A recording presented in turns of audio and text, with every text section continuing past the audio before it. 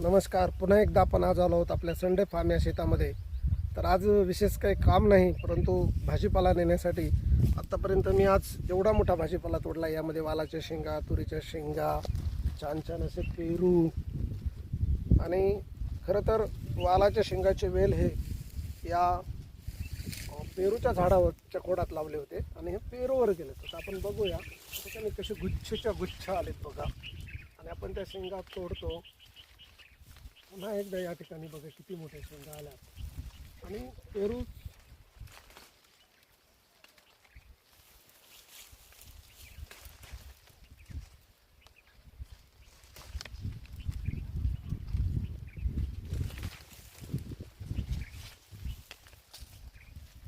ह्या बघा इतक्या सुंदर छान ऑर्गॅनिक प्युअर सेंद्रिय पद्धतीने या ठिकाणी याला कुठलीही फवारणी नाही, काही नाही.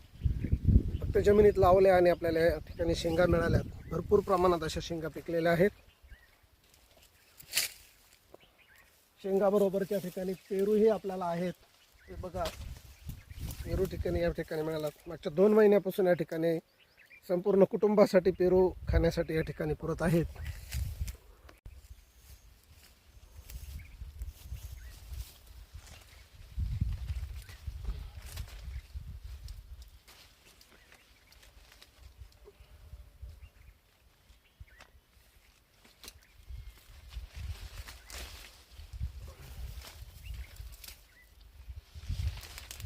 मोठ्या प्रमाणात या ठिकाणी शेंगा आल्यात. ते साईज बघा अतिशय मोठ्या मोठ्या आकाराच्या या ठिकाणी वालाच्या शेंगा या ठिकाणी आल्यात.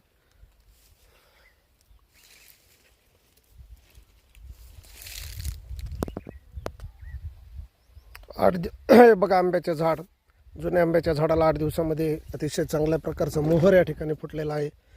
मागच्या रविवारी कुठेही मोहर नव्हता, परंतु आज आता थोडा थोडा थोडा थोडा पूर्ण झाडाला मोहर आला आहे. हा केशर आंबा आहे, 4 वर्षापूर्वी लावलेला. याला अतिशय सुंदर असा या ठिकाणी आता मोहर आलेला आहे. पुढच्या रविवारी आणखी वाढेल अशी अपेक्षा करूया. खरं तर पूर्वीच्या काळी वालाच्या शेंगात अतिशय सुंदर दाणे निघायचे आणि त्या दाण्याची चटणी करायची, अतिशय सुंदर लागायच्या. परंतु या शेंगा आहेत, परंतु त्या पूर्वीची चव आजही या शेंगांना लागत नाही. तूर पूर्ण काढायला आली. मागच्या वेळी हिरव्या शेंगा होत्या, आता पूर्णतः शेंगा वाळलेल्या आहेत. कुठे कुठे हिरव्या आहेत ते आज तोडल्या आहेत खाण्यासाठी. हा आंबा देखील थोडा थोडा मोहरायला लागला आहे.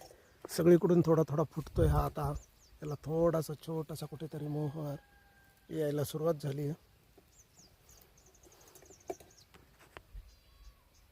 आंबा बागेचा एक ओव्हरलुक. सुंदर झाडं या ठिकाणी आहेत. यापैकी काही मोहरायला लागलेत तर काही अजून नाही मोहरत.